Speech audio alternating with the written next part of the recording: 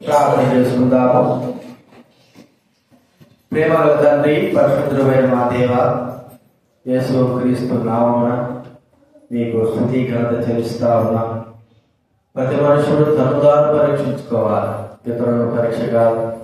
ఇతరుల మీద నిలబడడానికి నాకు మాకంత మాత్రమే బలహీనత మేము ప్రవేశించుకుంటున్నాం. ప్రభా, మా జీవితంలో మీకు ఎక్కడ ఆయాసకరంగా ఉందో, ఎక్కడ మీకు ఇష్టకరంగా నడుచుకోలేకపోయినాము, ఎక్కడ మా జీవితము వ్యక్తిగతంగా మిమ్మల్ని బాధ పెట్టిందో దానిని గుర్తు చేసుకొని ప్రభావ యోగ్యంగా మమ్మల్ని క్షమాపణ కొరకు యోగ్యంగా బలలో చేయవేయడం సహాయం చేయవలసిన మనం చేసుకుంటున్నాం. ప్రోత్సహించాలి. కావలసిన తీసుకురండి ప్రభా. పిల్లల చెవి గ్రహించగల మనసు, ఆచరించగల జీవితం మాకు దయచేయండి. సాధారణ ప్రభావ పలు విధాలుగా పలు రీతులుగా మా మనసులు, మా తలపులు, మా ఆలోచనలు ప్రభావ డైవర్ట్ చేసి పరీక్షించుకోకుండా బలలో చేయవేయడం కొరకు ధైర్యాన్ని ఇస్తా ఉంటున్నాడు ప్రభావ. దానికి నష్టం మేమే కాదు కలిగించాం, మాకు మేమే కాదు. దైవాక్యం చెప్పబడినప్పటికీ జీవితంలో ప్రభా మనసు మార్చుకోకుండా, క్షమాపణ కోరుకోకుండా ప్రభావ మరి బలం చేయవేస్తే మా జీవితాన్ని మేమే నష్టపడి మీ వాక్యం రాయండి. కాబట్టి కంటే వాక్యం ద్వారా మాతో మాట్లాడండి, సహాయించండి. కృతజ్ఞతాస్తుతులను చెల్లిస్తూ యేసు ప్రభువు నామమున ప్రార్థించి వేడుచున్నాం తండ్రి. లూకా రాసిన సువార్త 10వ అధ్యాయంలో దేవుని వాక్యంలో ఉంది. లూకా రాసిన సువార్త 22వ అధ్యాయం 16 నుంచి 20 వరకు మనం మార్చి చదువుతున్నాం. లూకా రాసిన సువార్త బైబిల్ గ్రంథం నుంచి 74వ పేజీ 22వ అధ్యాయము 16వ వచనం నుంచి 20వ వచనం వరకు మార్చి చదువుతున్నాం. అది దేవుని రాజ్యంలో నెరవేరు వరకు ఇక ఎన్నడూ దాన్ని భుజింపని మీతో చెప్పుచున్నానని వారు చెప్పి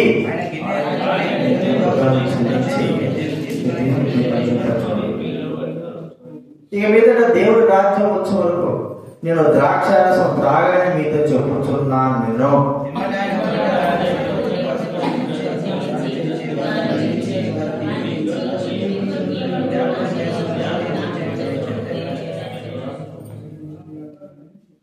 ఆ ప్రకారమే భోజనమైన తర్వాత గిన్నె పట్టుకుని, ఈ గిన్నె మీ కొరకు చిందింపబడుతున్న నా రక్తములైన క్రొత్త నిబంధన. తర్వాత మీకా రాసిన గ్రంథం 6వ అధ్యాయం. మీకా రాసిన గ్రంథం 6వ అధ్యాయం బైబిల్ మధ్య నుంచి 766వ పేజీ. బైబిల్ వెనక బైబిల్ బైబిల్ మనం ఒక్కరే కాదు, ఎంత చూడ ఉన్నారు. అలా బైబిల్ ఉన్నా కూడా ఉపయోగించుకోలేకపోతారు. చదువుతాంటే బైబిల్ పర్వాలేదు, ఉంటే బైబిల్ పర్వాలేదు, లేకుంటేనే తీసుకోండి. బైబిల్ మధ్యలో నుంచి 766 చూడండి, 766. మీకా రాసిన గ్రంథం 6వ అధ్యాయము 6వ వచనము మనము చదువుకుందాం. 6వ అధ్యాయము 8వ వచనం, 8వ వచనం మాత్రం చదువుకుందాం. మనుషుడా, ఏది ఉత్తమమో అది నీకు తెలియజేయబడినది. న్యాయంగా నడుచుకొనియు, కనికరము ప్రేమించుడు, దీన మనసు కలిగి నీ దేవుడు ప్రవర్తించుడు, ఇంతే కదా యెహోవా నిన్ను అడుగుతున్నాడు. దేవుడు మన నుండి ఏదో కోరుకుంటాడని ఆశించదు. డబ్బు, బంగారు, కాసు, ఇల్లు ఎన్ని కాదు. ఆయన బిడ్డలుగా మనం జీవిస్తున్నాం కాబట్టి ఆయన మన నుండి కోరుకునేదంటే పవిత్రమైన, పరిశుద్ధమైనటువంటి, యథార్థమైనటువంటి ప్రవర్తన కలిగిన జీవితాన్ని కోరుకుంటాడు. మనం ఇస్తే ఆయన ఏమి లక్షాధికారి కాదు, కోటీశ్వరుడు కాదు. ఆయన ఇస్తుంటేనే మనం బ్రతుకుతున్నాం. కానీ దేవుని మనసులో ఉండేది, దేవుని యొక్క ఆలోచన లేదంటే నా బిడ్డలు నా వలే జీవించాలా, అంతే అంతే ఆయనకు కావాల్సింది. ఇదే కదా నేను కోరుకుంటేది అనే మాట. అంటే మరి మనకు చెప్పబడింది ఏది ఉత్తమమో ఆ మాటలన్నీ కూడా మనకు చెప్పబడ్డాయి. దైవవాక్యంలో ఏమేమి రాయబడ్డాయో, ఎలాగ జీవించాలో అన్నీ కూడా మనకు తెలుసు. కనీసము 99 భాగాల్లో, 100 భాగాల్లో కనీసం 10 భాగమైనా సరే మనకు పర్వాలేదు. కానీ ఆ 10 భాగం కూడా మనం ఆచరించడానికి ఇష్టపడడం లేదు, అవి నెరవేర్చడానికి ఇష్టపడలేదు. మనకి ఎట్లా ఉన్నాయంటే ఆ మాటలు, దేవుడి మాటలు ఒక భారమైన రీతిలో ఉన్నాయి. చూడండి, 1 యోహాను రాసిన పత్రిక, బైబిల్ వెనక్కి వెళ్ళిపోతుంది. బైబిల్ వెనక్కి వెళ్ళిపోతే 223వ పేజీ, 1 యోహాను రాసిన పత్రిక 5వ అధ్యాయం 3వ వచనం చదవడానికి. 1 యోహాను రాసిన పత్రిక 5వ అధ్యాయం 3వ వచనం. దేవుడు ప్రేమించుట ఏంటండి? ఆయన ఆజ్ఞలు భారమైన, మనకి ఎట్లున్నాయి? భారంగా నెరవేర్చడానికే ఈ తిప్పలు. మనం ఆలోచిస్తే అవి ఉంటాయి, అవి ఇన్ని సంఖ్యలు ఉంటాయి. ఈ చదవడానికి కష్టమయ్యే ఏమవుతాడు పిల్లవాడు, చదువుకోకుండా ఆపుతాడు. అదేమి చిన్న వయసులో 2000 సంఖ్యలో ఉండవు అక్షరాలు. అక్షరాలు నేర్చుకోగలిగినంతనే ఉంటాయి. అవి కూడా మనకు భారం అయితే మనకు చదువు ఎట్లా వస్తుంది మనకు బాగా తెలుసు.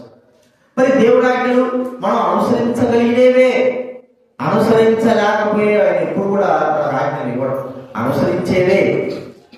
అయితే వాటిని అనుసరించడానికి మనము తీర్మానం చేసుకోగలిగిన వారు అయితే ఖచ్చితంగా ఆ ఆజ్ఞలు మనకి ఎంతో సులువుగా ఉంటాయి. వాటిని మనం పాటిస్తాము. మన జీవితము సరైన విధానంలో దేవుడు ఆశించిన రీతిలో ఉండగలుగుతుంది. కాబట్టి గుర్తించుకున్నా, ఇక్కడ మనం చూస్తుంటున్నా, మరి దేవుడు ఏది ఉత్తమం అని చెప్పాడు, ఇదే మీద అడుగుతుంటున్నాడు. దేవుడు చేసిన మేలులు, ఉపకారాలు మనం అందరం పొందలేదు అని చెప్పడానికి ఎవరు కూడా ధైర్యం లేదు.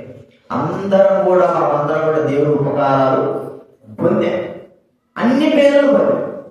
మనం పుట్టినప్పటి నుంచి, మనం పెరిగినప్పటి నుంచి, మరి వివాహమైన నుంచి, మన పిల్లల నుంచి ఇప్పటి వరకు కూడా దేవుని యొక్క మేలు పలు విధాలుగా మనం పొందుతూనే ఉన్నాం. కానీ ఆ మేలులను మరిచిపోయే వారమైన ఉంటున్నా, మేలు మర్చిపోతుంటున్నా. ఇక మనము ఏ విధానంలో మనల్ని జమకట్టాలో, ఏ విధానంలో మనం లెక్క చేయాలో ఒకసారి ఆలోచించాలి. ఇశ్రాయేలు 40 సంవత్సరాలు దేవుని యొక్క మేలులు పొంది కూడా వాళ్ళు మరిచినారంటే వాళ్ళు ఏ జాబితాలో లెక్కేయాలో మనం ఆలోచించాలి. మనం కూడా అంతే కదా. ఎవరైనా ఒక వ్యక్తి నుంచి మనము మేలులు పొందామనుకోండి, మన ద్వారా ఇతరులు మేలు పొందామనుకోండి, వాళ్ళు మర్చిపోతే మనం అంటాం నీకు విశ్వాసం లేదు కదా, విశ్వాసం లేదు. కొంతమంది యూట్యూబ్లో వస్తూ ఉంటుంది, కుక్కల్ని వీధిలో ఉండే కుక్కల్ని ఇళ్ళకాడ తీసుకొచ్చేది అన్నం పెట్టి రోజు అదే పని అంటవాడు. ఒక ఆయన కదా రోజు అదే పనిగా వండి పెట్టేవాడట కుక్కలు. ఎందుకని ఆయన అంటే మనుషుల కంటే కుక్కలకు మించింది విశ్వాసం లేదు, కుక్కల కంటే మనుషులే ఎంతో దౌర్భాగ్యుడు. ఆ దృష్టిలో వెళ్ళిపోయినాడు మానవుడు. ఆ వ్యక్తి మనుషుల్లో ఏం ఆలోచిస్తున్నాడు? కుక్కలో ఉన్నంత విశ్వాసం మనిషికి లేదు. మరి కుక్కకు మనం అన్నం పెడితే అది ఆపదలో మనల్ని రక్షిస్తాడు. మనిషికి అన్నం పెడితే వాడు ఆపద ఇంకా ఆపద నాశనం చేసేవాడు కానీ వాడు రక్షించేవాడు కాదు. అందుకే రోజు కుక్కలకు అన్నం పెట్టాడు. చూడండి, పక్షులు ప్రేమించేవారు, జంతువులు ప్రేమించేవారు ఎందుకు ప్రేమిస్తారంటే మనుషుల వల్ల విసిగిపోయి ప్రేమిస్తున్నారు అని నేను అనుకుంటున్నా. మనుషుల యొక్క జీవిత ప్రవర్తన ద్వారా నమ్మి మోసం చేసిన వారి ద్వారా వారు విసిగిపోయి వీళ్ళకు పెట్టే బదులు అన్నం కానీ ఏదైనా సరే ఆ కుక్కలు కానీ పక్షులు కానీ పెడితే అవి ఒక దినాన మనకి ఏం చేస్తాయి? మనకు సహాయం చేస్తాయి అన్నట్లుగా మనం కాపాడాలన్నట్లుగా వాళ్ళు భావిస్తారు. అంటే మానవుడు ఏ స్థితిలోకి జారిపోయినాడు, దిగజారినాడు అని గుర్తించుకుంటున్నాం. ఇప్పుడు ప్రభు మనకి ఎంతో మేలు చేశాడు, ఒకటి కాదు. ఇక మనం చూస్తా ఉంటే ఇప్పుడు మనం పరీక్షించుకోవాలి వ్యక్తిగతంగా. బైబిల్ కదా మనం చూసినా కదా, లోకాసువార్త 17వ అధ్యాయంలో 10 మంది కుష్ఠరోగుల నుంచి మనము ఒకసారి ఆస్వాదిస్తే 10 మంది కుష్ఠరోగుల్లో 9 మంది ఏం చేశారంటే దేవుని మేలులను మర్చిపోయారు. ఒక్క క్షణంలో ఎంతసేపు మర్చిపోయారంటే వాళ్ళు ఏమన్నా 10 రోజులు పట్టిందా, 10 రోజులు పట్టిందా, ఎంతసేపు మర్చిపోవడం. వాళ్ళు స్వస్థత పొందిన వెంటనే చాలా మంది మందిరానికి వస్తూ ఉంటారు కదా, స్వస్థత కొరకు వస్తూ ఉంటారు. ఏదైనా స్వస్థత కలిగిందంటే సార్ ఇక అంతే, మా అనుభవుడు 5-6 సంవత్సరాలు మళ్ళా బాగాలేకపోతే మళ్ళీ వస్తాడు. అంటే ఏమిటి వాళ్ళ యొక్క జీవితము? మానవుడు మేలు పొంది మరిచేవాడుగా ఉంటాడు. ఇక్కడ ఈ 9 మందిని మనం ఒకసారి మన జీవితాలకి అనువదించుకున్నామనుకో, ఈ 9 మంది మా వలె మనం కూడా ఉన్నామా ఒకసారి గుర్తించుకున్నాం. ప్రభు అన్నాడు, ఈ అన్నుడు తప్ప దేవుడు స్తుతించడానికి తిరిగి వచ్చిన వాడు ఎవడునూ కనబడలేదా? దేవుడు స్తుతించడానికి కృతజ్ఞత కలిగి మరి మేలు కలిగి ఆయన స్తుతించడానికి తిరిగి వచ్చిన వాడు లేదా? అంటే మేలు గుర్తు పెట్టుకున్నవాడు ఒకడైనా లేదా అన్నట్టుగా మనం గుర్తించుకోవాలి. ఇది నా మొట్టమొదటి మనం చూస్తా ఉంటే ఆ 10 మంది కుష్ఠరోగుల్లో 9 మందికి ప్రభు ఏమి చెబితే మాట్లాడే రకాలు కదా మనకు. ఎప్పుడోసారి పడేస్తుంది ఆ పిల్ల, సరిపోతుంది. అప్పుడు కట్టేసేసి కాల్చేలు కట్టేసే ముందు సరిపోతుంది. చూడండి, 9 మంది దేవుని మేలు మర్చిపోయారు. మొట్టమొదట మనం ఆలోచిస్తే కృతజ్ఞతలు లేనివారు, కృతజ్ఞత లేవా. మనకు బాగా తెలుసు, మనం ఇతరులకు మేలు చేసినామంటే మనం ఎక్కడ కనపడినా కూడా కృతజ్ఞత. మాకు మా చిన్నతనంలో మా నాన్న చనిపోక మునుపు మేము మరి మా ఊళ్ళో మా పెద్దమ్మ మమ్మల్ని బాగా ఆదరించి మా ఇంట్లో సొంత మా అమ్మ చిన్నమ్మ అవుతుంది కాబట్టి చిన్న చెల్లెలు అవుతుంది కాబట్టి మేము వాటిలో వెళ్ళేవారము, వాటిలో భోజనం చేసేవారము, ఒక కుటుంబంగా ఉండేవారు. ఆ దినాల్లో వాళ్ళకు మరి ఏం చేస్తున్నారు ఏం చేయలేదు తెలియదు, కానీ మాకు మాత్రము అన్నం పదవలేకోకుండా వారు మా కుటుంబానికి పోషించినారు. మా పెద్దమ్మ మంచిదే, ఆ రోజు వాళ్ళు. ఇప్పుడు వాళ్ళ పరిస్థితి ఎలా ఉందంటే చాలా భయంకరమైన పరిస్థితి. ఎంత భయంకర పరిస్థితి అంటే ఇల్లు కూడా కట్టుకోలేని పరిస్థితి. అప్పుడే అప్పులు చేసుకోవడం, తాగడం, తినడం ఏంటి. ఇప్పుడు మేము కొద్దిగా ఒక రకంగా భోజనం చేయగలిగి ఉండేటువంటి స్థాయి మంచి ఇల్లు కట్టుకోవడానికి ఏదో రేపులైనా సరే తక్కువ అనుకున్నాం. ఇప్పుడు వాళ్ళు ఇప్పుడు వర్షపడిందంటే సార్ ఇంటి నిండా నీళ్ళే, ఇల్లంతా నీళ్ళే. వాళ్ళు ఎక్కడికి పోరు, మళ్ళా ఎక్కడ పోరు. మా అమ్మగారికి మా ఇంటికాడికి వస్తారు.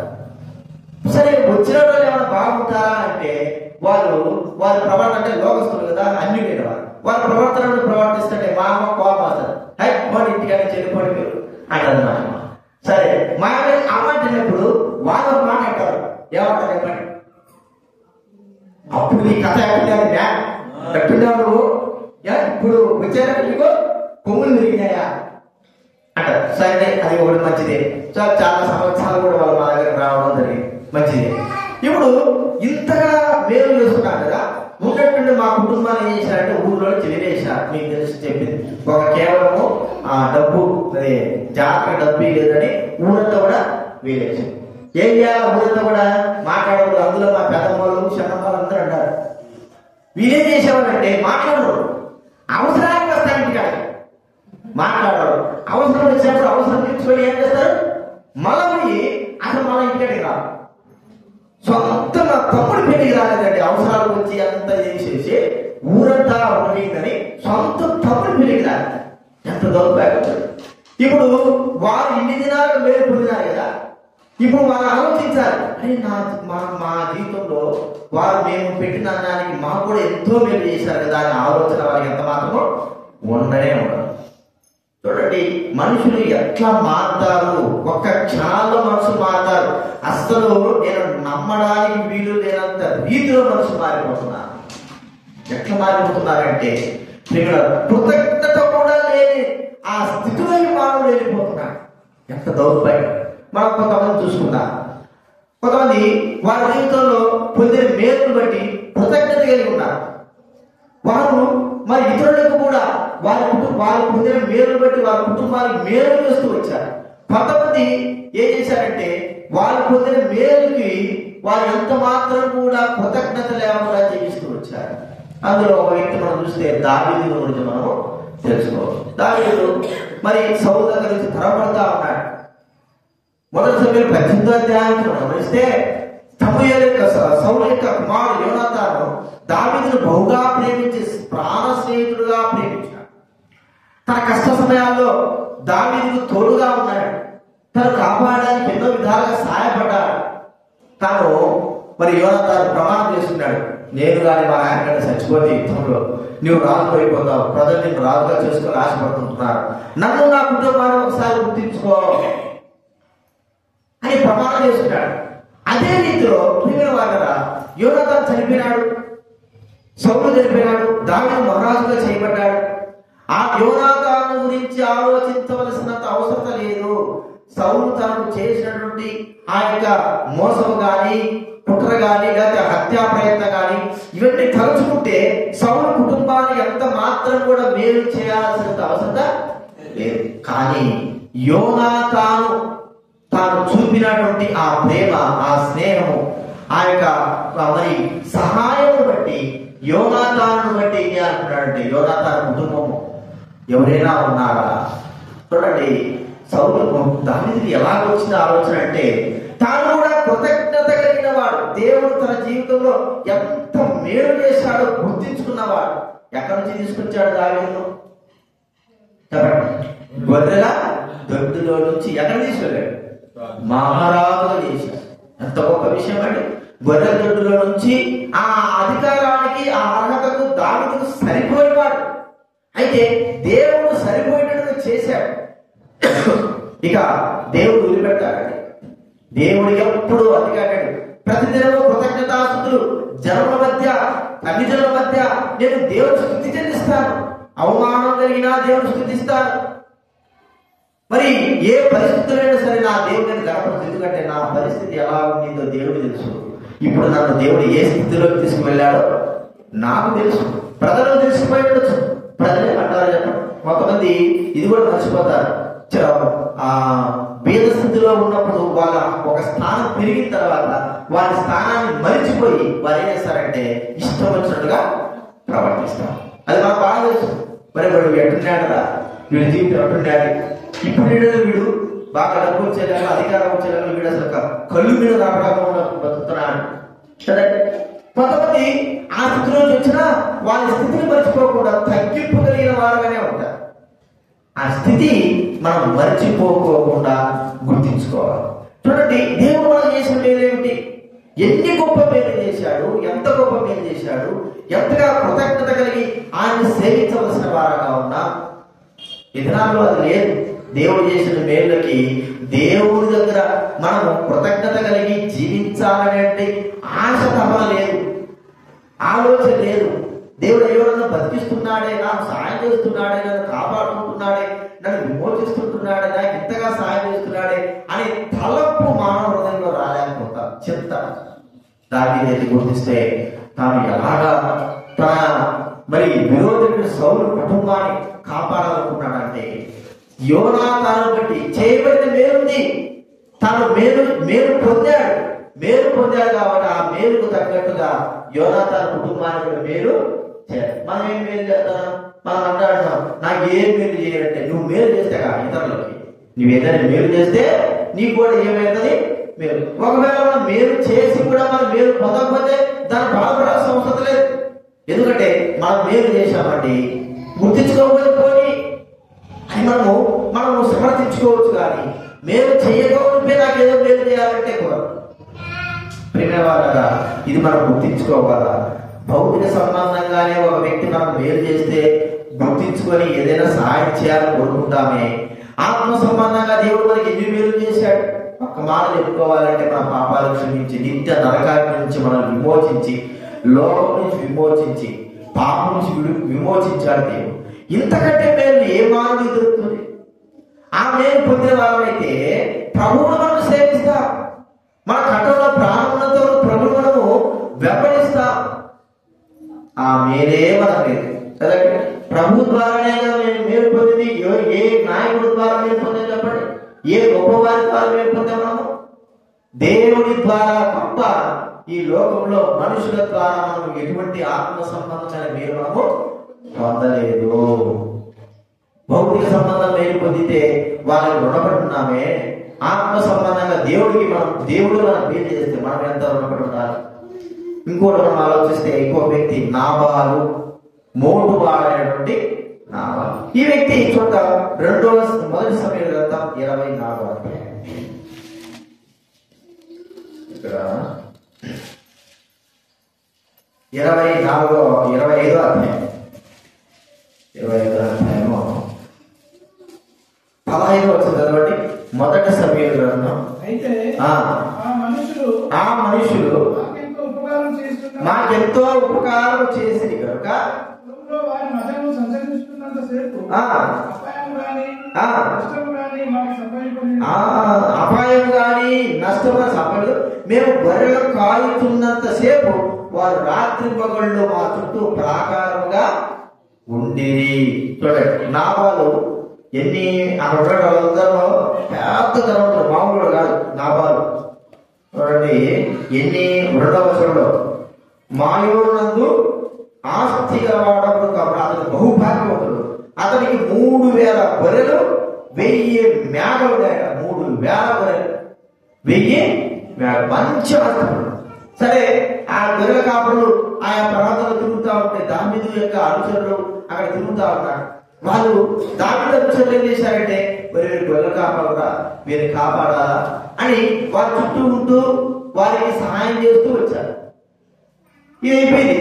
పొందిన గొర్రెల యొక్క బొచ్చు కత్తిరించేటువంటి ఆ యొక్క పండుగలా ఉంటారు. అంటే ఇస్రాయల్ దేశంలో ఆ గొర్రెలు ఎలా ఉంటాయంటే బాగా మంచిగా ఎక్కువగా ఆ బొచ్చు ఉండేటటువంటిది, ఆ వెంట్రుకలు ఉండేటువంటి బొచ్చు ఆ యొక్క గొర్రెలు కలిగి ఉంటారు. వాటిని ఏం చేస్తారు? ఉండికి ఉపయోగిస్తారు. ఇక మనకు తెలుసు కదా, ఆ దుప్పట్లు వీటన్నిటికి ఉపయోగిస్తారు. అది ఎంత లాభకరమైందని అంత లాభకరం అప్పట్లో.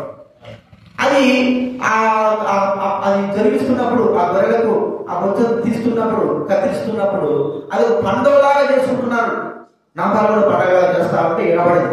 దావీదు వెళ్ళి కొంతమంది పంపించాడు. నాబాలు అడగండి, ఇట్లా దావీదు మహారాజు మీకు ఎంతో మంచి చేశాడు, మీ గొర్రెల కాపర్లు ఏ గొర్రె కూడా నష్టపడకోకుండా మీకు చుట్టూ ఉండి కాపలా కాశాడు. ఎట్లా శుభదినాన్ని వచ్చాం కదా, మేము కూడా ఒక 600 మంది ఉన్నాము, మాకేదైనా మీరు సహాయం చేయండి అన్నట్టుగా పంపిస్తే ఈ మోటుడు చెప్పిన మాట వినడు. మోటుదనం అంటే చెప్పండి, చెప్పిన మాట వినే రకాలు కాదు. మోటుదనం అంటే మోటుదనమే అంతే. చెప్పిన మాట వినందా ఏం చేశాడంటే, దావీదు యెషయా కుమారుడు మేమంతా సంపాదించుకుని మా దాసులు పెట్టుకోమని ఎవరికో గుర్తు తెలియని వాడికి ఇవ్వాలా అన్నాడు. ఈ మోటుడు ఏం చేశాడంటే కనీసం 10 మనుషులు చెప్తే కావాలని మోటుడు ఏం చేస్తారు చెప్పండి? 10 మనుషులు చెప్పినా కూడా లేడు. వాడి మన తనమే మోటుతారు. ఇప్పుడు ఏమైపోయింది?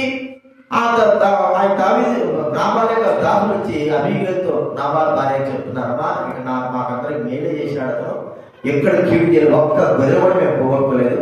శుభదినం వస్తే కనీసం ఏదైనా ఏదైనా ఇచ్చి పంపించాలనే జ్ఞానం లేదు మనవాడికి. కాబట్టి నువ్వే చెప్పమ్మా అని. చూడండి ఎలాంటి అంటే మేలు పొంది కూడా మర్చిపోయినటువంటి నాభాలు విధానాల్లో మన జీవితాలు అలా ఉన్నాయి. మనము దేవుడి చేత మేలు పొందుతుందా మర్చిపోతాం. దేవుడు మనల్ని మన విషయమై ఎన్ని మేలు చేసి ఉంటాడండి, ఎన్నో మేలు చేసి ఉంటాడు. చాలా మంది మేము చూస్తూ ఉంటాము వారి జీవితాలు వారి కుటుంబాల్లో దేవుడు చేసిన మేలు ఉపకారాలు చెప్పడానికే విధానం. అయితే వాళ్ళు ప్రభువును ప్రేమించరు, ప్రభువును సేవించరు, ప్రభు దగ్గర రారు. హృదయం అంటే చాలంట మేలన్నీ పొంది ఇప్పుడు ప్రభు దగ్గరికి రండి, ప్రభువును సేవించండి ఏమవుతారు? హృదయం అంటే చాలంట. విధానాలను అలా చేపట్టాలా? మనలో చేసే మనం ఒకసారి గుర్తించుకున్నాం. దేవుడి యొక్క మేలును పొంది కూడా ప్రభువును సేవించకపోవడము దుఃఖకరము. దేవుడు అడిగేది నన్ను సేవించడే కదా. మీరు నాకు మేలు చేయాల్సిన అవసరం లేదు. దేవుడికి మా మేలు చేస్తావా? చేసేటాడో మన మేలు ఆయన పొందుతారు. ఆయన మేలు చేస్తేనే మనం పొందుతారు. అలాంటప్పుడు ఆయన చేసేది ఆయన చెప్పేది అంటే నన్ను సేవించండి చాలు, నా మాట కంటే చాలు, ఏది ఉత్తమం మీకు చెప్పారో అది చేయండి చాలు. అది కూడా చేయలేని వారంగా చూసుకుంటున్నాం. ఒక మాట మనం ఒకసారి గుర్తించుకుందాం. దేనితో మనం పోల్చుకుందాం. పక్షులు కానీ జంతువులు కానీ వాటికి మేలు చేస్తే అవి మరచిపోవు, మేలు గుర్తు పెట్టుకుంటాయి. ఆ వ్యక్తిని వెంబడిస్తాయి, ఆ వ్యక్తి దగ్గర ఉన్న దగ్గర వెళ్తాయి. మేలు మరి ప్రభు ఇంతగా మేలు చేస్తే మనం ఆయన మర్చిపోయినాము, ఆయన సేవించలేకపోతున్నాం, ఆయన సన్నిధి కాలేకపోతున్నాం, ఆయన దూరమైపోతున్నాం. ఏదో ఉన్నా బతికినామంటే బతికినా, ఉన్నామంటే ఉన్నామని జీవితాలు ఉన్నాయి. కానీ దేవుడి మేలు గుర్తు పెట్టుకోవాలి. ఒక్కసారి ఆలోచించుకున్నా మేలు గుర్తు పెట్టుకోలేని వారిని ఏ విధాలు మనం పోలుస్తాం? ఆ మాట ఏమంటారు చెప్పండి? ఏ విధాలు పోలుస్తారు? అన్నం పెట్టినాము, కుక్కకి అన్నం పెట్టినాము, మనమే కలిసినది, దాన్ని ఏమంటారు చెప్పండి? పెంచింది కాదు, విశ్వాసం కుక్క అంటాం కదా. అన్నం పెడితే విశ్వాసం అనేది కుక్క అంటాం. ఎందుకు? అది అన్నం పెట్టి బాగా మంచిగా మేపుతా ఉంటే అది మనమే కలిస్తే అట్లా చేసేది ఎందుకు చెప్పండి? జంతువులు అట్లా చేసేది ఒకటి కాదు. అన్నం పెట్టి అన్ని చేస్తే మనల్ని అన్యాయం చేస్తారు, నష్టపరుస్తారు. ఏంటది? అసలైతే సామాన్యంగా 99% కుక్కలు ఉండవు. ఏదో కుక్కకి అసలు చెప్పండి. అదే పాము వస్తుంది, పాము దానికి పాలు పోయి గొడుగులు పెట్టు, ఏవైనా పెట్టు, దాని స్వభావం ఇది కాటేయడమే. అంతే, ఎలాగా ఉందిగా. పాములలో కూడా ఏం చేస్తారు చెప్పండి? ఇది ఎక్కడ తెలుసురాడాలి, దాని కూర కూడా కట్టేసి పారుతారు. ఇది ఎప్పుడు చూసినా నువ్వు అరే నేను ఎప్పుడు నేను పాలు పోసి పెంచుతాను, నువ్వు పాలు పోయి నువ్వేమనేది నా స్వభావం ఏం చెప్పండి? కాటేయడమే, తినడము కాటే. మన జీవితం అట్లా ఉందా? మేలులను మేలులను గుర్తు చేసుకుని ఒక విశ్వాసికి ఉండవలసినటువంటి ప్రాముఖ్యమైన విషయం ఏంటంటే మేలును బట్టి దేవుడు మనుషుల మేలు వదిలిపెట్టు, దేవుడి మేలు పెట్టి గుర్తించుకొని దేవుడిని సేవించలేకపోతున్నావా? దేవుడికి ఏ మేలు చేయలేదా? ఏ మేలు కూడా చేయలేదా? ఒక్క మేలు కూడా చేయలేదా? ప్రతి ఒక్కరికి ఎన్నో మేలు, ఒక మేలు కాదు, చెప్పలేని మేలు చేశాడు. కానీ విశ్వాసం లేని వారంగానే మనం ప్రవర్తిస్తుంటున్నాం. ఇది మొట్టమొదటి మనం చూస్తుంటున్నాం. ఈ 9 మంది ఎలా ఉన్నారు? విశ్వాసము లేని వారు, కృతజ్ఞత లేని వారు, మేలు పొంది కూడా వారు ప్రభు దగ్గర రాకోకుండా యాజకుడి దగ్గరికి వెళ్ళిన వారు. ఎంత దౌర్భాగ్యులండి వారు, ఎంత దరిద్రులండి, కృతజ్ఞత లేని వారు. రెండవది మనం చూస్తా ఉంటే మనము న్యాయమైన జీవితం. ప్రభు అన్నాడు కదా, మరి ప్రభు ఏం చెప్పాడు? మీకా సువార్తలో మీకలో అన్యాయముగా మీరు ప్రవర్తించవద్దు. న్యాయమైన జీవితం. దేవుడికి న్యాయమైన జీవితం అవసరం. న్యాయం చూడండి, ద్వితీయోపదేశకాండ 16వ అధ్యాయం, ద్వితీయోపదేశకాండ 16వ అధ్యాయం 20వ వచనం చదవండి. కొన్ని మాటలు మనకు కనబడతాయి. ద్వితీయోపదేశకాండ బైబిల్ ముందు నుంచి 160వ పేరు.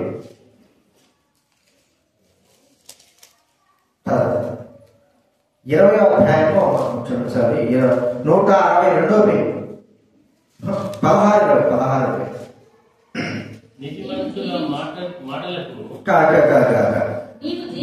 ద్వితీయోపదేశకాండం 16:20. నీవు జీవించి స్వాధీనపరుచుకున్నట్లు కేవలము న్యాయమునే అనుసరించి ఏం చేయాలంటే జీవితంలో సంఘాలలో న్యాయంగానే మనము నడుచుకోవాలి. అన్యాయమైన జీవితం, అన్యాయం నడుచుకోవడం. ఇప్పుడు ఎందుకు ఇంత అన్యాయం నడుచుకుంటున్నాడు? అన్యాయం అంటే ఏమిటి? అది కూడా ఏంటి? చేసిన మేలు మర్చిపోయి మన నుంచి వారు ఆశించి మనం బాధ పెట్టడం, అన్యాయంగా నడుచుకుంటున్నాడు. వీడు కొంత అయినా సరే మేలు గుర్తు పెట్టుకోలేకపోతున్నాడు. అన్యాయమైన జీవితం, బాధపరిచే జీవితం, లోకంలో ఎంతో మందిని బాధపరిచేవారుగా. ఇంకోటి కూడా చూస్తే చూడండి, లేవియాకాండం 19:35. లేవియాకాండం 19:35. తీర్పు తీర్చినప్పుడు కొలతలో గాని పరిమాణంలో గాని వీడు అన్యాయము చేయడు. ఎందుకు? దేవుడు న్యాయమైన వాడు. దేవుడు ఎందుకు అన్యాయం ఎంత మాత్రము లేదు. దేవుడు ఎందుకు అన్యాయం ఉంటుందా? ఉండదు. మనకు అనిపిస్తా ఉంటుంది, ఏంటి దీనికి అన్యాయం చేశాము. ఇప్పుడు కోర్టు తీర్పులలో మనం చూస్తామంటే వాళ్ళు పోలీసుల దగ్గర కావచ్చు, ఎక్కడైనా సరే 199% అన్యాయం తప్ప న్యాయం అనేది మనకు కనపడదు. 100% 1% న్యాయం అనేది దేవుడు దృష్టిలో ఆయన మన దృష్టిలో చేయించేవాడు. అంటే లోకమంతా కూడా అన్యాయంతో నిండిపోయింది మనం గుర్తించుకోవాలి. అన్యాయమైన జీవితం ఇతరులు బాధించేది మనం చూస్తా ఉంటే ఆహాబు గుర్తిస్తే నాబోతు కదా, ఆహాబు రాజు ఏం చేశాడు? నాబోతు అనేటువంటి ఒక రైతు, ఆ వ్యక్తి దగ్గర పొలాలు తన యొక్క ఆహాబు కోటకు ఆడుకొని పొలం ఉంటే నాబోతు అంటాడు, అయ్యా నీ పొలం నాకు నేను డబ్బులు ఇస్తాను, లేదా మంచిది ఏదైనా ద్రాక్ష తోట అడిగిస్తాను, నేను ఈయనన్నాడు. సరే వాడి సొమ్ము వాడు ఈయనని చెప్పాడు. ఈయనకేమంట ఆహాబుకి వెంటనే పోయి పిల్లల దగ్గర ఏడిచాడు. యెజెబెల్ దగ్గర ఏడిచాక ఆడన్నది, నువ్వేం భయపడాకు, రేపటికల్లా నువ్వు ఆ డబ్బు కట్టకోకుండానే ఆ భూమిని ఏం చేస్తావు, నువ్వు స్వాధీనం చేసుకుంటావు. చూడండి, అన్యాయంగా ఏం చేసిందంటే యెజెబెల్ మరి ఆ పత్రం రాయించేసింది. దేవుడు దూషించినాడు, దేవుడు దూషించకపోతే దూషించినాడు అని 10 మందిని ఒక 2-3 అన్యాయం సాక్షులు పెట్టించేసాడు. వెంటనే సమాజంలో కూడా ఏం చేశారు? రాళ్లతో ఒకటి చంపేశాడు. వెంటనే వెళ్ళాడు ఆహాబు, వెళ్ళి ఆయన భూమిని ఆక్రమించుకున్నాడు. అన్యాయంగా డబ్బిచ్చాడా? డబ్బు అన్యాయంగా ఆక్రమించేసుకున్నాడు. సరే అని ఆ వ్యక్తిని ప్రాణాలు పెట్టాడంటే చంపేసి ఆ వ్యక్తి యొక్క పొలాన్ని గుంజుకున్నాడు. ఎంత అన్యాయం అండి! చాలా అన్యాయాలు భూలోకంలో జరుగుతాడు. ఏంటండి ఇంత అన్యాయం అంటే? అంతే అన్యాయం. లోకంలో అన్యాయం చేస్తేనే బ్రతుకుతాం, న్యాయం చేస్తే ఎక్కడుందండి న్యాయము? అన్యాయం చేస్తేనే బ్రతకాలా? మనం ఏమిస్తున్నాం? దైవబిడ్డలుగా న్యాయమే జరిగించాలని దేవుడు చెప్తా ఉంటే అన్యాయమే మనం చేయడానికి ఇష్టపడతాం. చాలా మంది తమ జీవితాల్లో అన్యాయం చేసి దేవుడి దృష్టిలో దోషులుగా ఉన్నారు. ఒకసారి కూడా గుర్తించుకుందాం, అన్యాయం కాకూడదు. ఒక మాట గుర్తిస్తే అన్యాయస్తులు దేవుడి రాజ్యానికి వారసులు కారు. చూడండి, 1 కొరింథీయులకు రాసిన పత్రిక 6వ అధ్యాయం 8వ వచనం దయచేసి చదవగలరైనా? కొరింథీయులకు రాసిన మొదటి పత్రిక 6వ అధ్యాయం 8వ వచనం.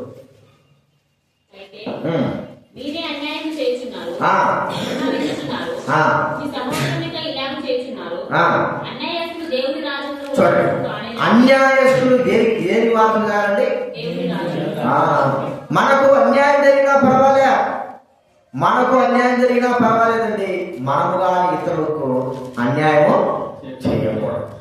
మనకు బాధ కలిగినా పర్వాలే, ఇతరులను బాధ పెట్టే విధంగా ఉండకూడదు. మనకు నష్టం కలిగినా పర్వాలే, ఇతరుల నష్టానికి కారణములుగా మనం కాకూడదు. అన్యాయంగా మనం ఏదైనా చేస్తా ఉంటాం. ప్రియమైన వారు కదా, ఇతరులు బాధపరుస్తూ ఉంటాం. ఒక మాట మనం చూస్తూ ఉంటే జక్కయ్య గురించి మనకు బాగా తెలుసు. జక్కయ్య ఏం ఇచ్చాడు? ట్యాక్స్ కలెక్టర్ కదా. ప్రభుత్వం అన్నాడు, ప్రభువా నా ఆస్తిలో సగభాగం నేను పేదలకు ఇచ్చేస్తా. అన్యాయంగా ఎవరి యొద్దైనా తీసుకుంటే ఆ మాట కూడా లూకా సువార్త 19 ఆ మాట జక్కయ్య చెప్తున్నాడు. లూకా సువార్త 19:5 చదవండి ఎవరైనా. లూకా 19.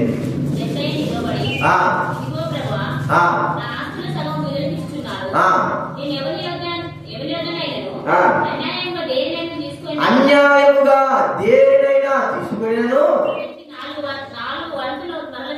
4 వంతులు మరలా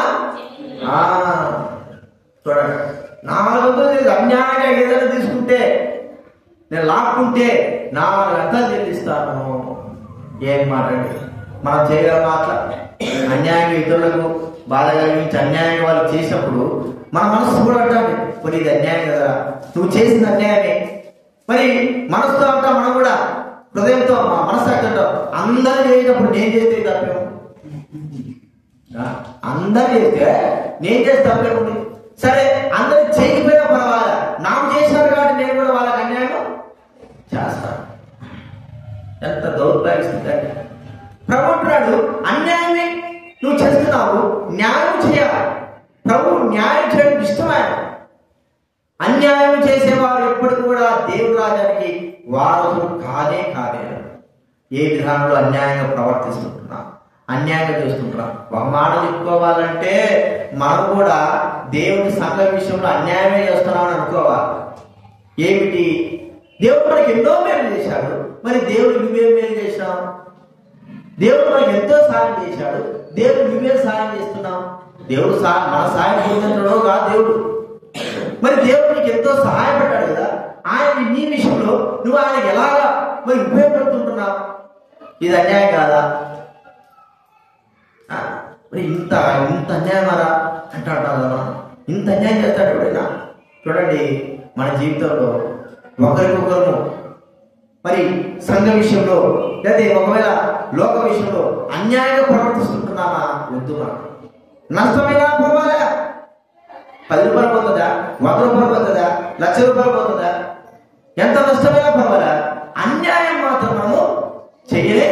న్యాయం చేస్తే 1,00,000 వస్తారు. నువ్వు అన్యాయం చేస్తే 1,00,000 వస్తారు.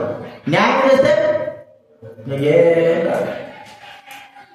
డబ్బు కోసము, లోకంలో పరువు ప్రతిష్ట కోసము అన్యాయం చేయడానికి మనం ఇష్టపడుతుంటున్నాడు. చివరికి అన్యాయం కొరకు మనుషులు కూడా చంపడానికి కూడా ఇష్టపడతారు. అయితే దైవబిడ్డలంగా మనము దేవుని సన్నిధిలో ఉంటే న్యాయము, కేవలము న్యాయమే జరిగించాలి. ఒక మాట ఉంది చక్కగా, యెషయా 26వ అధ్యాయం 10వ వచనం. యెషయా 26వ 10వ వచనం.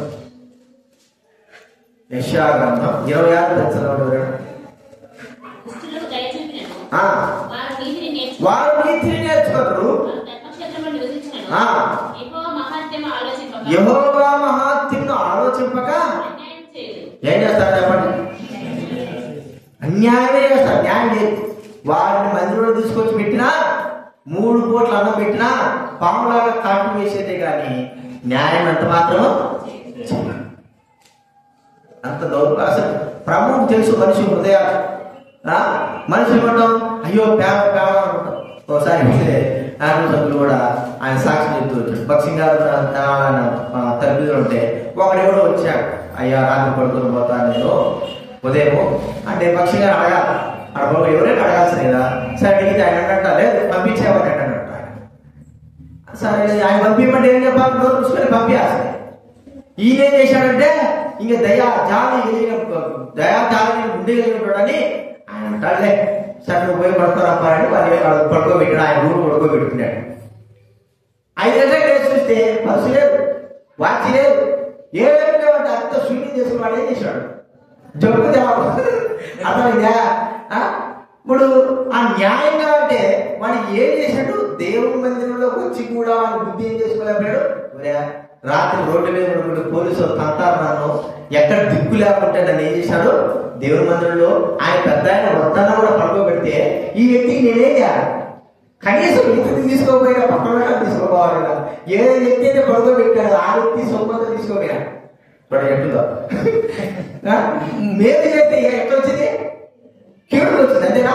మేలు చేస్తే మరి అన్యాయము న్యాయమే చేశాడు, కానీ వాడు పొందేవాడు అన్యాయం చేశాడు. ఇది నాకు అలా ఉంది. మన జీవితంలో ఎట్లున్నా చెప్పండి. దేవుడు మనకు దైవ సన్నిధికి ఎంత దేవ సన్నిధిని బట్టి మనకి ఎంత మేలు చేశాడు, ఎంత మేలు. మనం ఈ దేవుడికి ఏ మేలు అంటే ఎలాగ నడుచుకుంటున్నాం? అన్యాయంగా నడుచుకుంటున్నాం కదా. అంటే దేవుడు ఆశించిన రీతిలో జీవించడమే అన్యాయమైన జీవితం. దేవుడు బ్రతకమైన జీవితంలో బ్రతకకుండా జీవించడం అన్యాయ జీవితం. దేవుడికి అసహ్యకరమైన ఏమింటుందో వాటిని అనుసరించి జీవించడమే అన్యాయమైన జీవితం. గుర్తించుకో, దైవబద్ధంగా మనము ఎలా బ్రతుకుతుంటున్నాం, ఎలా చేస్తుంటున్నాం, ఎంత అన్యాయంగా జీవిస్తున్నాం. దేవునికి న్యాయమే. నష్టం కలుగుతుందా? కాదు.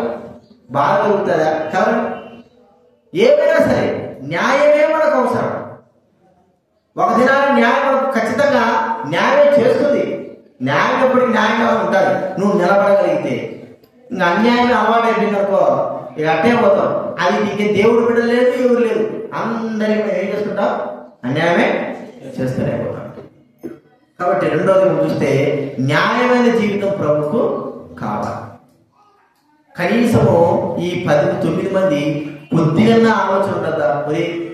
మీరు వెళ్ళండి అన్నప్పుడు వాళ్ళతో పాటు ఆమెకి సమరుడితో పాటు మీరు కూడా వెనక్కి వచ్చి ప్రభు సాయపడాలి, తర్వాత వెళ్ళచ్చు యాదవుల దగ్గర. సరే యాదవుల దగ్గర వెళ్ళైనా సరే వచ్చాడా? యాదవులు వెళ్ళిన తర్వాత అంతే. ఈ మేలు చేసినటువంటి ఎక్కడైనా పోయాడు. యేసు ప్రభు మనిషే పోయినాడు. ఈ 9 మంది ఎలా వెళ్ళిపోయినారు, కుటుంబాలకు వెళ్ళిపోయినారు, యాదవులతో చూపించుకున్నారు. ఇంత అన్యాయం ఏమంటా చెప్పండి. మేలు ఉంది, కనీసం కృతజ్ఞత. ఒకవేళ మధ్యలో మన బాధిస్తే ఆ యోగస్వత 5 బేతస్తా పోనీటి దగ్గర ఒక ఉన్నాడు. 35 సంవత్సరాల వాడు బాగాలే అన్నట్టుంటే దేవుడు వారికి మేలు చేశాడు. నేను లేచి నీ పరిపెత్తులు సరే వెళ్ళిపోయాడు. ఈ కూడా పక్కన వెళ్ళిపోయాడు. ఇప్పుడు ఇంత మేలు చేశాడు కదా, వీడికి అంత కృతజ్ఞత లేకుండా ఉండాలి. ఎవరా నేను స్వస్థపరిచాడు, ఎవడో నాకేం తెలుసాయా అంటారా? సరే యేసు ప్రభు అని అందరికీ తెలుసు. ఆయన కనబడితే ఆయనకు నా నష్టపరుస్తాను తెలుసు. వీడేం చేశాడంటే యేసు ప్రభు నేను నిన్ను స్వస్థపరిచిందని చెప్పుకున్నప్పుడు వాడు వెళ్ళి ఏం చెప్పాడు? ప్రధాన యాజకుడికి యేసు ప్రభు నన్ను స్వస్థపరిచాడు. ఇప్పుడు వాడు చెప్పడం ద్వారా యేసు ప్రభుకి ఏమన్నా సరే మేలు జరిగిందా అంటే జరగదు. ఏం చేశారు? యేసు ప్రభును హింసించినారు అని వాక్యం రాయాడు. వాడు మేలు పొంది వాడు యేసు ప్రభుకి ఏం కాలం చేశాడు చెప్పండి? చెప్పండి. హింస. మనం కూడా ఎట్లా హింసకరం చేస్తామంటే బాధపరుస్తా ఉంటాం మన జీవితాల ద్వారా. ఇన్ని మేలు చేస్తే దేవునికి అనుకూలంగా నడుచుకునే జీవితం బట్టి దేవుడు రోజు కూడా వీణెందుకు రక్షించాను, వీణెందుకు రక్షించాను, వీణెందుకు రక్షించాను అని బాధ కలగజేయడమే హింస. ఇప్పుడు తల్లిదండ్రులు పిల్లలకు అంటారు, వాడు ఇష్టపడి తిరుగుతా ఉంటే తల్లిదండ్రులు బాధ ఉంటారు. వాళ్ళే సంపాదించిన అవసరం పిల్లలు రోజు వాళ్ళ ప్రవర్తన ద్వారా తల్లిదండ్రులు ఏమవుతా ఉంటారు? బాధపడమే హింస. మరి దేవుడిని బాధపడుతున్నాం అన్యాయంగా. దైవబద్ధంగా ఉండి ప్రభు మందిరానికి వస్తూ దేవుడికి ఇష్ట ప్రకారం నడుచుకోలేక మన ఇష్ట ప్రకారం నడుచుకుంటూ మనం మన ఇష్టమే నెరవేర్చుకుంటూ మన ఇష్ట ప్రకారంగా జీవిస్తూ దేవుడు బాధపడతా అంటే ఇది అన్యాయం కాదు. కాదు, గుర్తించుకున్నా. మూడోది ఏం చెప్తున్నాం? అన్యాయమైన జీవితం. మూడోదిగా వాళ్ళు నమ్మకత్వం కనపడలేదు దేవుడికి. 9 మంది వెళ్ళిపోయినారు. 9 మంది వెళ్ళిపోతే మరి నమ్మకంగా ఒక్కడు వచ్చాడు, కానీ 9 మందిలో ఎంత మాత్రం నమ్మకము లేకపోయింది. చూడండి, మనము ఈ లోకంలో బతకాలంటే నమ్మకత్వము అవసరం. లోకంలో మనం పనులు చేస్తున్నాం, ఒక దగ్గర పని చేస్తున్నాం, నమ్మకత్వం అవసరం. ఇప్పుడు ప్రచార కొట్లు ఉన్నాయనుకోండి, ఏదైనా షాపులు ఉన్నాయి, ఆ షాపు దగ్గర మరి ఏం చేస్తారంటే వారు నమ్మకంగా ఉన్నారని పరీక్షిస్తారు. ఇప్పుడు ఇక్కడ నుంచి కువైట్ దేశానికి వెళ్తారు, ఆడవాళ్ళు మగవాళ్ళు పనికి వెళ్తారు. వాళ్ళు ఏం చేస్తారంటే ఆ కార్లలో కానీ ఇళ్ళల్లో కానీ డబ్బు కట్టలు లేదా బంగారు ఉంగరాలు అని పెట్టేసి వెళ్ళిపోతారు. అర్థమైందా? వీళ్ళకి మనసులో పీకుతుంది అనుకో, రేపు ఇంత డబ్బు కట్టబోయింది, తీసుకోకుంటే ఎట్టుంటుందిరా, ఎప్పుడు సంపాదిస్తాం ఇది అని ఉంటారు. బాగా బంగారు ఒక 1/2 గ్రాము లేకపోతే 1/4 కిలో బంగారు పెట్టారనుకో, ఇది ఎప్పుడు సంపాదిస్తామన్నా ఆయన ఎట్టో కూడా దీన్ని తీసుకోవాలని మనసు వచ్చాక తీసుకోబడినట్టు వాడు ఏమన్నట్టు అపనమ్మకం. మరి వీడు ఇక్కడ పనిచేయడు, వీడంతా దొంగరా పట్టుకుంటారు, మనం పట్టుకుంటారు. అంటే మనము నమ్మకత్వం అనేది అవసరం. చూడండి, ప్రభువు తను స్వస్థపరిస్తే నమ్మకంగా ఎడకొచ్చి ఆరాధించిన వాడు సమరయుడే. నమ్మకంగా ఆరాధించిన వాడు. మరి 9 మంది వెళ్ళిపోయినారు, మేలు పొందిన వెళ్ళిపోయినారు, ఎక్కడ పోయినారు. నమ్మకత్వం. లోకంలో మనము ఒక పని దగ్గర మరి మన పనుల దగ్గర నమ్మకంగా ఉండాలని కోరుకుంటాం, అలాగా ప్రవర్తిస్తాం. కొంతమంది ఉండరులే నమ్మకంగా, వాళ్ళ బుద్ధి అలాంటిది. కానీ నమ్మకంగా ఉండాలని కోరుకున్నప్పుడు దేవుని విషయంలో నీ నమ్మకత్వం ఎలా ఉంది? దేవుడు నీకు అప్పచెప్పిన పని కావచ్చు, బాధ్యత కావచ్చు, ఏదైనా సరే నీ నమ్మకత్వం ఎలా ఉంది? ఒక్కోసారి మేము కూడా అందుకే పరీక్షిస్తూ ఉంటాం విశ్వాసులైన వారు. మేము రాలేదనుకో ఎవరికైనా చెప్తా ఉంటాం, మీరు ఆడ వెళ్ళి పరిచయం జరిగించండి వారికి. వీళ్ళు అసలు పట్టినట్టు ఉండాలి, నమ్మకంగా అసలు ఉండదు. దేవుడి పరిచయలు కాస్తైనా సరే ఆలోచన. నమ్మకం అంటే మనకు అప్పచెప్పినటువంటి పనిని నమ్మకంగా చేయడం. నమ్మకంగా అది కొంచెం కష్టంగానే ఉంటుంది, కానీ నమ్మకంగా చేసే కొద్దీ ప్రియమైన వారరా మరి మనము దేవుడి దృష్టిలో మనము యోగ్యంగా చేయబడతాం. యోసేపు గురించి మనం బాగా తెలుసు కదా. యోసేపు ఎలా ఉన్నాడు? అన్ని దేశంలో ఒక అన్యాయంగా అమ్మబడినప్పటికీ పొందిపోయినట్లో ఐగుప్తు దేశంలో నమ్మకంగా ఉన్నాడు. డబ్బు విషయంలో కావచ్చు, అన్ని విషయాలు కావచ్చు, ఎంత నమ్మకం ఉన్నాడు. ఎందుకు అపనమ్మకం? అప్పట్లో అపనమ్మకం చేసేంత మాత్రాన ఎప్పుడేం చూసేటోడు కాదు కదండి. ఇప్పటికంటే ఆఫీసులలో షాపులలో ఏం పెట్టారు? సీసీ కెమెరాలు పెట్టారు. మనం తప్పించుకోవడానికి వీళ్ళే సీసీ కెమెరాలు బట్టి. అప్పట్లో అన్యాయం చేస్తే ఎవరు చూస్తున్నాడు? ఎవరు చూస్తారా? ఇంట్లో ఎవరు చూసేదా? అప్పుడు దేవుడు తప్ప, వాళ్ళ మనస్సాక్షి దేవుడు తప్ప ఎవరు చూసేవాళ్ళు కాదు. అయితే తమ మనస్సాక్షికి దేవుడి వల్ల బొమ్ముగా భయపడ్డారు. ఈ దినాల్లో భయం లేకపోవడం, నమ్మకత్వం లేకపోవడం చాలా విచారం. నమ్ముకోవడానికి కూడా వీలు లేనంత రీతిలో మరి పని వ్యక్తి కరెక్ట్ గా చేస్తాడు.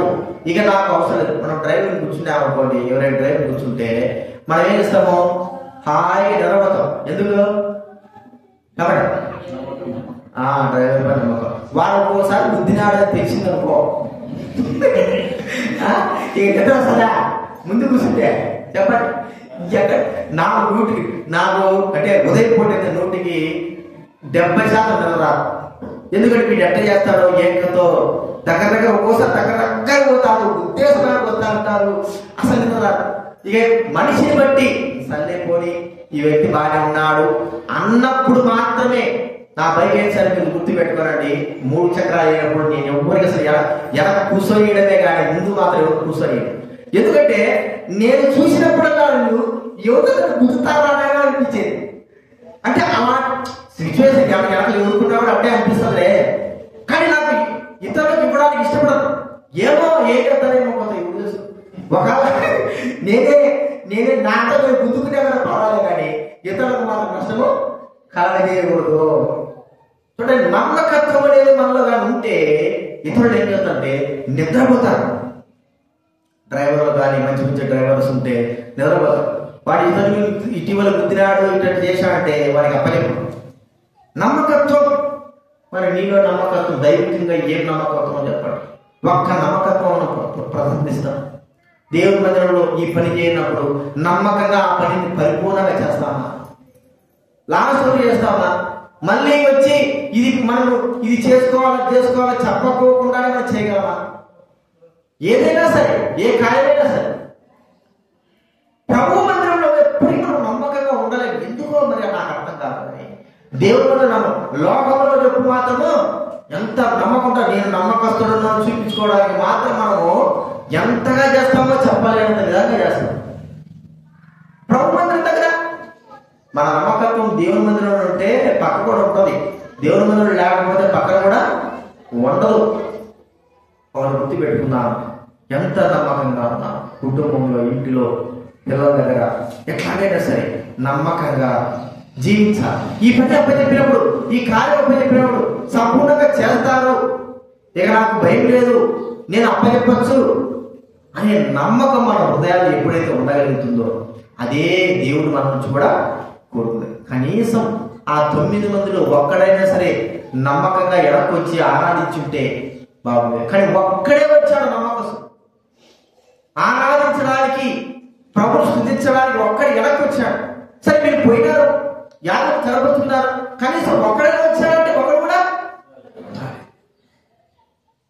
అపనమ్మకమైన జీవితం. అందుకే బైబిల్లోని బలా నమ్మకమైన మంచి దాసుడా, కొంచెములో నమ్మకము. కొంచెంలో మీకు చెప్పేది ఏంటంటే దైవ సన్నిధిలో కొంచెంలో నమ్మకంగా ఉండాలి. ఈ పని అప్ప చెప్పినప్పుడు, ఈ కార్యం చేసినప్పుడు, చేయాలనుకున్నప్పుడు, ఈ బాధ్యత అప్ప చెప్పినప్పుడు వాటిలో మనము నమ్మకం ఉండాలి. మనకు అయ్యి ఉన్నాయి లేకపోతే ఆ పనులు ఉన్నాయి, ఈ పనులు ఉన్నాయి అనడం ద్వారా ప్రయోజనం లేదు.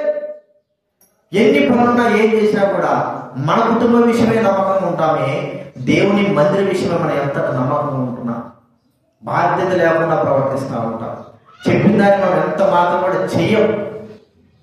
ఇది నాకు నష్టమే కాదు, ఎవరికి వారికే నష్టం. బాగా గుర్తుపెట్టుకోరండి, మనము తప్పు చేస్తే ఎవరికి వారికే నష్టం, కానీ ఇతరులకు ఎంత మాత్రం నష్టమో ఉండదు. బల్లో కూడా పరీక్షించుకోవాల్సింది ఏంటంటే ఎవరికి వాళ్ళకే పరీక్షించుకోవాలి. ఎవరి తప్పులు వాళ్ళే చూసుకోవాలి. ఎవరి తప్పును బట్టియే బలలో చేయలేవు. మనమే పరీక్షించుకోవాలి. నమ్మకత్వం అనేది మన జీవితంలో చాలా ప్రాముఖ్యం. మోషే ఇల్లంతటిలో నమ్మకమైన వాడు, ఇల్లంతటిలో నమ్మకమైన వాడు అనే పేరు యేసుక్రీస్తు వారికి కూడా ఇల్లంతటిలో, దైవ సన్నిధిలో నమ్మకమైన వాడని పేరుంది. నమ్మకమైన వాడు ఎట్లా ఉంటాడంటే రాయభారిగా, ఒక ఔషధం లాగా ఉంటాడు. వీడిని నమ్మచ్చురా, బైబిల్ చెప్పదు ఏ మనుషులు నమ్మకూడదు ఉంది. కానీ దైవబిడ్డలుగా మనం ఏం చేయాలి? ఈ వ్యక్తి నేను నమ్మచ్చు. సరే 100% నమ్మకపోయినా 190% నమ్మచ్చు అనేటువంటి ఆ పేరు మనం తెచ్చుకోవాలి. అది మనలో ఉండటం నమ్మకం. ప్రియమైన వారు, ఇది మనం చేయం. కానీ లోకం కొరకు ఎంతో నమ్మకంగా ప్రదర్శిస్తాం. మన యొక్క గొప్పతనాల కొరకు, లేకపోతే మన ఎదుగుదల కొరకు నమ్మకంగా ఉండడానికి ప్రయత్నిస్తాం. కానీ ఆత్మీయంగా, దైవికంగా దేవుడు మనల్ని ఆత్మీయంగా అభివృద్ధి కలిగించడానికి నమ్మకంగా ఎంత మాత్రము ఉండలేకపోతాం. కారణం ఏంటంటే అపనమ్మకం మనలో చోటు చేసుకోవడం. మనం గుర్తించుకుందాం. 3వది, 4వది మనం చూస్తా ఉంటే దేవుడి కొరకు నిలబడే జీవితం వాళ్ళకి లేదు. ఒకవేళ వాళ్ళు 9 మంది వచ్చి నువ్వే దేవుడు ప్రభువా, నువ్వే మమ్మల్ని రక్షించినావు, నువ్వే మమ్మల్ని కాపాడినావు అని ఒకవేళ అంటే ప్రజలెదురు కానీ యేసు ప్రభువుని ఒప్పుకుంటే వారి జీవితంలో ఎంతో నష్టము. శాస్త్రంలో పరిశీలన వారికి ఏం చేశారంటే వెలివేసేవారుగా చూస్తారు, వెలివేస్తారు. ఆ పరిస్థితి అక్కడ జరుగుతుంది. యేసు ప్రభు కాలంలో యేసు ప్రభు దేవుడి కుమారుని దేవుడని ఎవడైనా ఒప్పుకున్నాడా, వాడు ఏం చేస్తారు? పడతారు, వెలివేస్తారు. మరి ఇక్కడ మనం చూస్తే నిలబడే దేవుడి చేత మేలు పొందిన వాడు ఏమైనాడంటే ఎన్ని కష్టాలు వచ్చినా కూడా నిలబడతాడు. మన బాగా తెలుసు, యోహాను 9వ అధ్యాయంలో పుట్టుగుడ్డి వాడి గురించి మనకు చెప్పబడతారు. పుట్టుగుడ్డి వాడి అవసరం యేసు ప్రభు అన్నాడు, మరి నువ్వు వెళ్ళి సిలువ పాయింట్లో పోయి కడుక్కోరాపా అన్నాడంటే వాడు పోయి వచ్చాడు, కడుక్కొచ్చాడు, చూపొచ్చేసి వాడిని చూసాడు. చాలా మంది పరిశీలన శాస్త్రులు వీడెప్పుడు గుడ్డోళ్ళ యొక్క పని ఏంటంటే దేవాలయాల దగ్గర, రోడ్లలో, 4 రోడ్ల దగ్గర కూర్చొని అడుక్కోవడం. ఎవడని వస్తే బిచ్చవేసేదాన్ని వీడు ఎప్పుడు చూస్తాడు యవనస్తుని. అరే ఏదైనా యవనస్తున్నాను, ఇప్పుడు కొత్తగా చూస్తున్నావు, నువ్వు కనపడుతుంది, నీకు నువ్వు చూస్తా, నువ్వేనా వేరేవాడంటే నేనేనయ్యా అన్నాడు. ఎక్కడ చూస్తున్నావు, ఎట్లా వచ్చినా నీకు కళ్ళు, నీకు ముందుగా కళ్ళు పోలేదు కదా, అసలు పుట్టుకుతాడు ఎలాంటి వాడివి, గుడ్డోడు కదా, నీకు పెట్టొచ్చిన కళ్ళు అంటే ఏమో యేసుని ఆయన నన్ను చెప్పినాడు, పోయి కనుక్కోరాపో, శిలకు పోని కట్టి పోయి కనుక్కొని వచ్చేసాను. నిజం చెప్పు, నీకు యేసు ప్రభు ఇచ్చాడు, ఎవరు ఇచ్చారు? దేవుడు ఇచ్చాడా, ఎవరు ఇచ్చారు నీకు కళ్ళు అంటే? దేవుడు ఇచ్చాడో నాకు తెలియదు, మాత్రం యేసు ప్రభు మాత్రం చెప్పాడు నాకు కనుక్కోరామన్నాడు. సరే దేవుడు వైపుచ్చు నువ్వు అంటే అంటే దేవుడు భయపరుస్తా. మరి యేసు ప్రభు ఆయన ప్రవక్త అంతవరకు ఆయనకి ఏమీ లేదు. యేసు ప్రభు మాత్రం నేను స్తుతిస్తా. ఎందుకు? నా కన్నులు ఆయన తెలుసు. మీరేమైనా అనుకోండి, నాకు అనవసరము. నాకు యేసు ప్రభు చేశాడు, కన్ను ఇచ్చాడు. రేపు నువ్వు మాట చెప్తావా? నువ్వు ఇన్ని మాటలు మాట్లాడితే వాడు అన్నాడు, మీరు కూడా యేసు ప్రభు శిష్యులు కావాలనుకుంటున్నారా? ఇన్ని మాటలు మాట్లాడుతున్నారు మీరు అంటే, మేము మోసే శిష్యులని, నువ్వే యేసు ప్రభు శిష్యుడు, నాకెందుకు రాని వేలేసేసాడు. వాడేమో భయపడ్డాడా? ప్రభుత్వం నిలబడ్డవాడు. వాడు అక్కడ ఆ దేవాలయ దగ్గర అక్కడ తిరుగుతా ఉంటే యేసు ప్రభు వచ్చాడు. నువ్వు యేసు ప్రభు దేవుడి కుమారుని విశ్వాసం, ఆయన ఎవరు నాకు తెలియదు, నేను చూడలేదు, ఉంచున్నాను, నా కళ్ళు తినిపించాడు ఆయన అంటే నేనే ఆయన. వెంటనే ప్రభు నేను స్థుతిస్తున్నారు, గర్వపడుతున్నారు. వెలివేయబడినప్పటికీ కూడా ప్రభు కొరకే నిలబడడానికి సిద్ధమై ఉన్నాడు. కష్టాలు, బాధలు, శ్రమలు ఎన్ని వస్తాయి. వీటికి తట్టుకొని మనం ఏం చేస్తామంటే దేవునికి దూరం అయిపోతాం. దేవుడిని ప్రేమించలేం, దేవుడి దగ్గర రాలేం, దేవుడికి దూరం అయిపోతాం. కొద్దిగా కష్టం వస్తే సార్, కొద్దిగా బాధ వస్తే సార్, కొద్దిగా శ్రమ వస్తే సార్, మనం దేవుడు మన దేవుడు అన్నట్టుగా ఉంటాం. నిలబడలేము. నిలిచి దేవుడే నాకు వీటిని అనుగ్రహిస్తున్నాడు, వీటిని నేను అనుభవిస్తానని చెప్పగలమా? ఒక కష్టం వచ్చింది, బాధ వచ్చింది అనుకోండి, ఇది దేవుడే నాకు ఇచ్చినాడు అని చెప్పగలమా? దేవుడా నాకు ఎందుకు ఇచ్చినావు, నీకే జ్ఞానం ఉందా, బుద్ధి ఉందా అని అంటారు. చెప్పండి. చాలా మంది అనేవాళ్ళు. ఒకసారి సంగారెడ్డిలో వేరే కుటుంబం, అది నేను అక్కడ ఉన్నప్పుడు వాళ్ళ భర్త చనిపోయాడు, ఉన్నట్టుండి చనిపోయాడు, పోలీస్ ఆఫీసర్, హార్ట్ అటాక్. మంచి విశ్వాసి, ఎక్కువగా మంచి పాత్ర చేసింది, మంచిగా కూర్చుని చైతన్యం చేసింది. ఆ భర్త చచ్చిపోయిన తర్వాతనే ఆమె ఏడుస్తాడు. ఏడుపు సహజమే, ఏడుస్తున్నారు. ఏడుతాడు, మళ్ళీ ఏడుస్తూ కూర్చో. ఏడుతాడు, దేవుడు నాకు అన్యాయం చేశాడు అన్న. ఇంత విశ్వాసం ఉండి ప్రార్థన చేసి దేవుడి మందిరానికి వచ్చి బాప్తిజం తీసుకొని నీ మూడు తెచ్చుకోవాలని ఏం చేశాడు? ఇంకా మూడేమో రక్షణ లేదు, పాత్ర లేదు, రక్షణ మార్మస్ లేదు. ఆయన తెచ్చుకోవాలని ఏం చేశాడు? ఎందుకు నీకు చచ్చిపోతే దేవుడు ఇంటి ఇన్ని దినాలు చేసింది ఏంటి? ఇన్ని దినాల నుంచి ఇదేంటి చెప్పండి? అన్యాయమా, న్యాయమా? మనిషిని నమ్మకూడదండి. ఎంత దరిద్రం అంటే మనిషి పొందిన మీరందరూ మర్చిపోయి దేవుడు నువ్వేం చేసినావు అంటారు ఒకటే సార్. ఎంత అంటే వెనక ముందు కూడా ఆలోచిస్తారు, నువ్వేం చేసినావు బాబు. దేవుడు కూడా అదే అంటారు, అన్యాయం చేస్తున్నారు. చూడండి, యోగు భార్య చూసుకున్నాము, ఒక్కసారి గుర్తించుకున్నా. యోగు భార్య కష్టం వచ్చింది. యోగు కష్టం వస్తే తన భార్య కష్టం వచ్చినట్టే, అర్థమైందండి. కానీ యోగుకు వచ్చినంతగా ఆమెకు రాలే. యోగు అంటే ఒళ్ళంతా గొల్లలు చలపెట్టి గీసుకుంటాడు. ఈమె ఏం రాలే, మంచిగానే ఉంది, తింటాంది, కూర్చుంటాము, నోరు కూర్చుని కూర్చోవచ్చు కదా. ఏమంటుంది? మొగ్గు దగ్గర వచ్చి చెప్పండి, చెప్పాలి, ఏమంటుంది చెప్పండి. దేవుడు మనకు ఇంత అన్యాయం చేశాడు, దూషించి ఒకసారి. వరిని ఇన్ని రోజుల నుంచి బాగా తిని ఏం చేశాం? మంచిగా ఉంది, 3000 గొర్రెలు, పెద్ద పెద్ద ఆశపడాలి, కాలు తీస్తే కాలు పెట్టి, మనిషి కాలు తీయచ్చు, కాలు పెట్టచ్చు, చేయి అన్నం కూడా నోట్లో పెట్టచ్చు. ఇన్ని చేస్తే ఒక్కసారి మొగుడు తగ్గిపోయేలా కదా, మొగుడు బాగా లేకపోయే కదా. ఏమంటుంది? నువ్వు దేవుడిని దూషించు. ఎట్లా ఏ జాగ్రత్త వేసుకోవాలి చెప్పండి.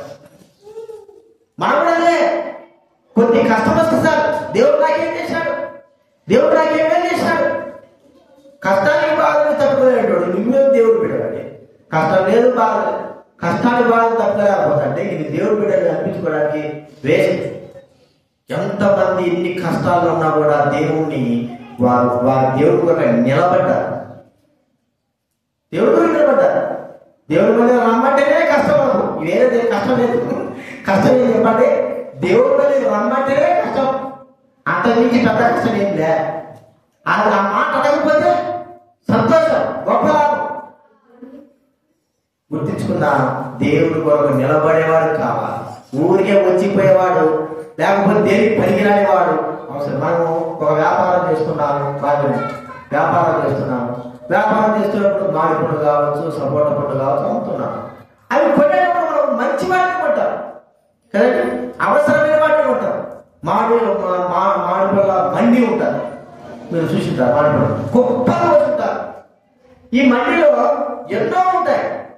ఈ మండిలో కావాల్సింది ఏమిటి? వాళ్ళకి మంచిది కావాలా, చెడు కావాలా? మంచిదే కావాలా. మండిలో 100 మంది ఉంటారు, పనికిరాని వాళ్ళందరూ ఉంటారు. దేవునికి వాళ్ళు అవసరం, పనికి వచ్చే వారు మాత్రమే అవసరం. అంటే మరి యజమానికి పరిగెచ్చే విధంగా ఏదైనా కావచ్చు. ప్రియమైన వాట కష్టాలలో బాధలలో తట్టుకొని నిలబడగలిగి ప్రభు కొరకే జీవించగలిగి ప్రభు కొరకు నిలబడి ప్రభు పేరు నిలబెట్టేవారుగా ప్రభు నామం కొరకు జీవించేవారుగా ఉండడమే దేవుడికి ఇష్టం. కానీ నిలబడుకోకుండా దేవుడు నాకేం మేలు చేసినాడు, దేవుడి మీద రాకోకుండా మూతి మూసుకొని కూర్చోవడం, ఇక్కడ మూతి మూసుకొని కూర్చోవడం, దేవుడు అంటే నాకు ఇష్టం లేదు, నాకేం మేలు చేసినాడు, నాకేం సహాయం చేసినాడు, ఇవన్నీ ఏంటంటే మూర్ఖుల యొక్క మాటలు.